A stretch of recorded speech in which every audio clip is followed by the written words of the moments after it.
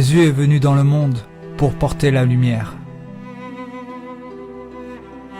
pour enlever les ténèbres des yeux des aveugles. Ces phrases devraient sonner en vous comme une révélation. Quelles sont ces ténèbres?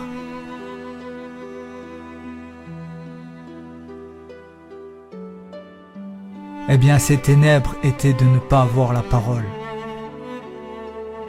Les commandements de Dieu qui ont été gravés sur une table et dont Jésus confirme ses lois par l'intermédiaire de questions qu'on lui pose. Qu'enseigne la loi de Dieu?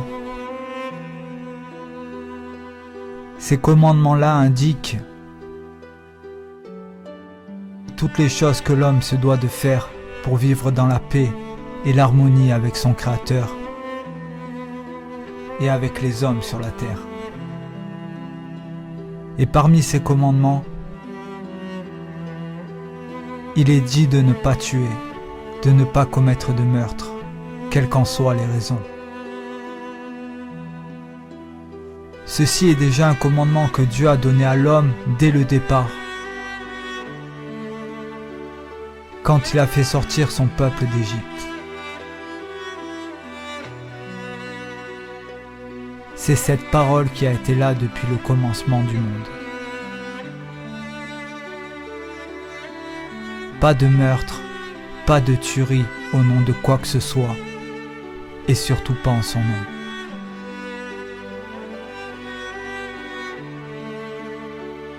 D'ailleurs, cela est confirmé par Dieu lorsque Caïn tua son frère Abel.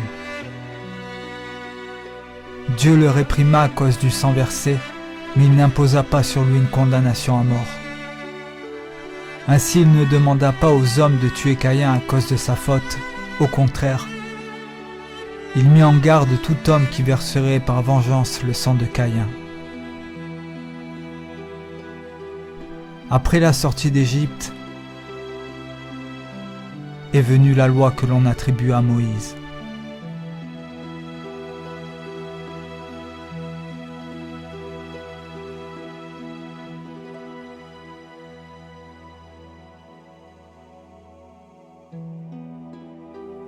Où là nous trouvons que l'on peut tuer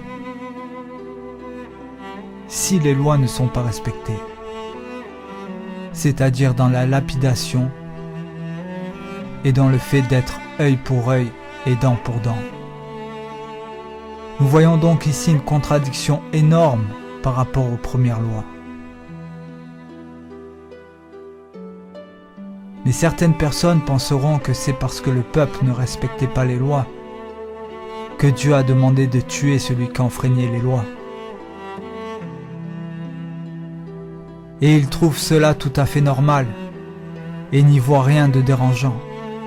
À ces personnes dépourvues d'intelligence, voici votre réponse. Sa loi est justement de ne pas tuer. Tuer, c'est tuer, que ce soit au nom de Dieu ou au nom de votre propre raison. Un meurtre, c'est un meurtre.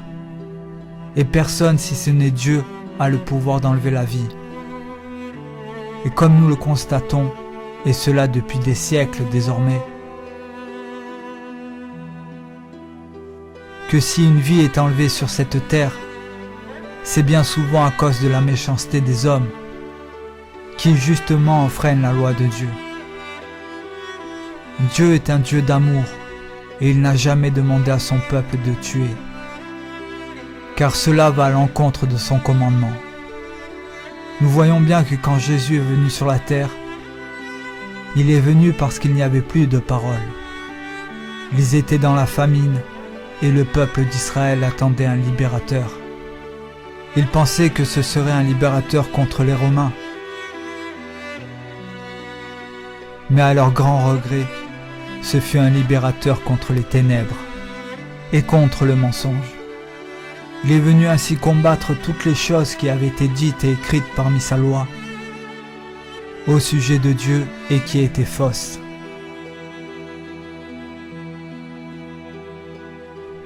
Comme lapider quelqu'un.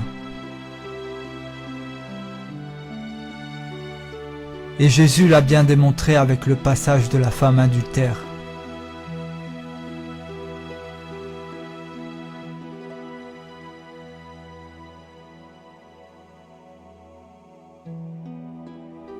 Qu'il est interdit à un être humain de tuer quelqu'un, puisque cela va à l'encontre de sa loi.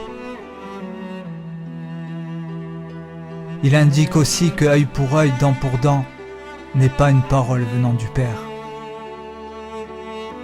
Il vous a été dit œil pour œil et dent pour dent, mais moi je vous dis de ne pas résister aux méchants. Si quelqu'un te frappe sur la joue droite, présente-lui aussi l'autre. Si quelqu'un veut plaider contre toi et prendre ta tunique, laisse-lui encore ton manteau. Qui parmi vous a du mal à voir la contradiction manifeste entre ces deux paroles? Alors beaucoup diront oui, mais c'était la première alliance, où l'on pouvait tuer au nom de sa parole. Si cela est dans votre cœur, c'est que vous n'avez toujours pas trouvé la parole. En cela, une question se pose à vous-même. L'avez-vous un jour recherché? Et que vous vous basez encore sur la théologie biblique qui vous a été imposée par les églises de ce monde, par des églises de prostitution. Dieu, par l'intermédiaire de ses prophètes, a indiqué premièrement, par rapport au sacrifice et au sang versé,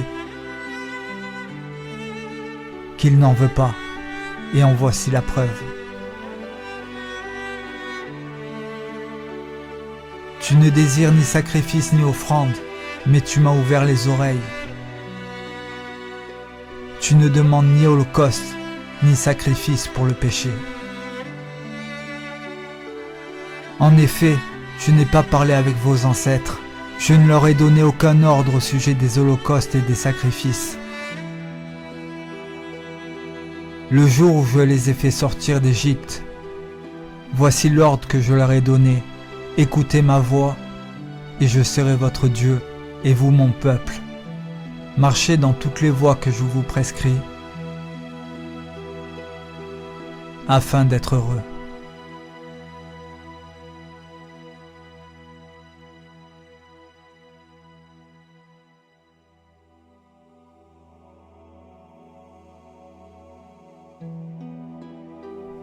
Cependant, ils n'ont pas écouté, ils n'ont pas tendu l'oreille. Ils ont persévéré dans les conseils et les penchants de leur cœur mauvais. Ils ont régressé au lieu de progresser.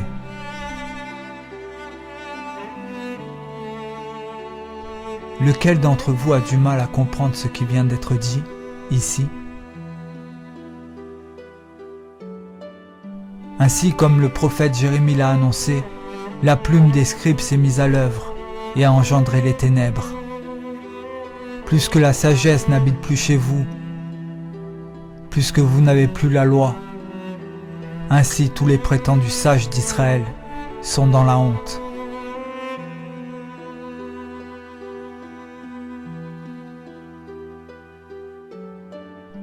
Et maintenant, nous avec les Écritures en main, sachant que nous avons la parole de Christ qui a été annoncée par le témoignage des prophètes et qui crédibilise sa venue, en cela c'est vrai.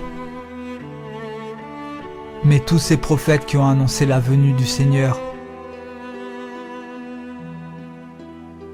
n'ont jamais parlé de lapidation, n'ont jamais parlé de œil pour œil, dent pour dent, n'ont jamais parlé de sacrifice, ni que Dieu était un Dieu sanguinaire. Au contraire, ils ont annoncé très clairement que Dieu n'en a jamais demandé.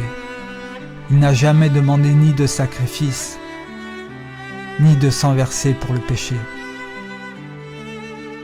Comme nous venons de le lire. Jésus lui-même, quand il est venu, a contredit toute la loi mosaïque, une loi qui venait pas du Père, mais bien des hommes. Mais peu importe après tout. tout ceci ne dérange pas les églises, ni aucun pasteur, et cela ne dérange encore moins les synagogues, ni aucun rabbin.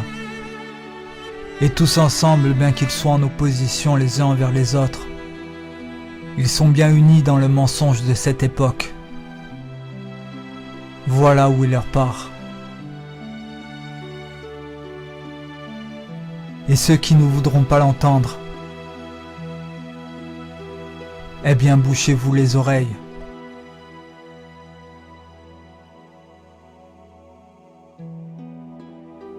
En acceptant des textes anciens et faux à propos de Dieu, vous acceptez la méchanceté.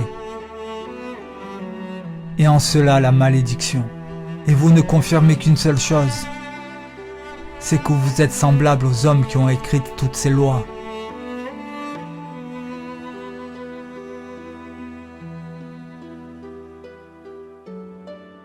Et qui en ont fait un fardeau pour le peuple. Ainsi Jésus lui-même le confirme ici en parlant d'eux, mais aussi de vous. Hypocrite, Ésaïe a bien prophétisé sur vous, ainsi qu'il est écrit, « Ce peuple m'honore des lèvres, mais son cœur est éloigné de moi. »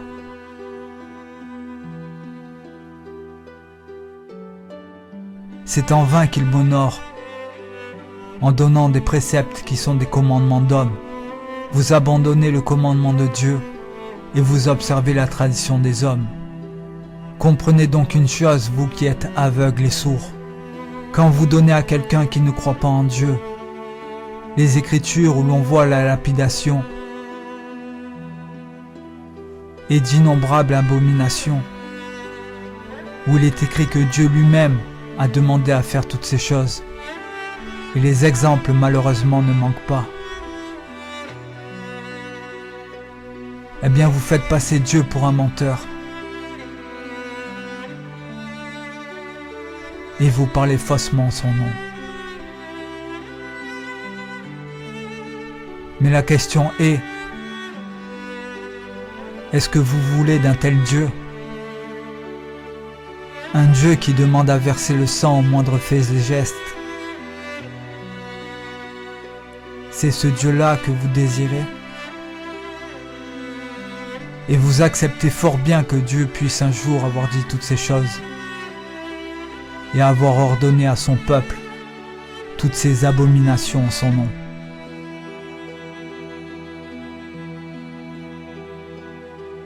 Mais au risque de vous décevoir,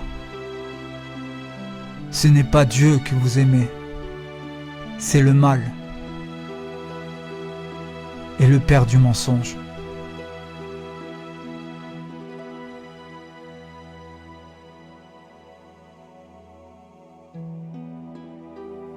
Et on entend parmi vous parler de Saint-Esprit, alors que vous êtes des aveugles qui ne savez pas faire la différence entre votre propre père et un étranger.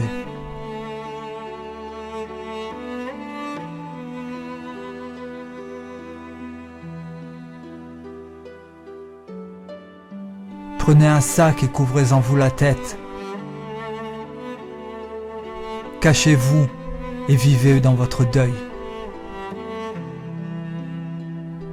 Est-ce que vous vous rendez compte de ce que vous êtes en train de croire?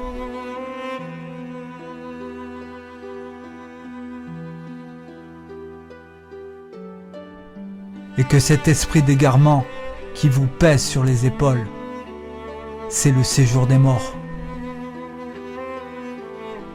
Réagis maintenant, fille de Sion, et toi qui viens taper à la porte du roi. Si la parole est venue et a contredit les anciennes paroles, c'est qu'elles avaient quelque chose de mauvais, et qu'elles ne venaient pas de la bouche de Dieu. Sinon, pourquoi Jésus les aurait-il rétorquées de la sorte? Et vous acceptez que Dieu un jour ait pu revêtir le visage de la méchanceté, parce que vous êtes enseignés par des aveugles. Et quand ceux du dehors lisent tous ces mensonges au sujet de Dieu, que croyez-vous qu'ils fassent? Eh bien, ils ne croiront pas. Pas à cause de ce monde, mais au contraire, Cela est à cause de vous. Vous qui portez un mauvais témoignage de Dieu. En cela, pasteur, toi qui fais des ravages parmi mon pâturage, dit l'Éternel, tu es exactement comme tes ancêtres.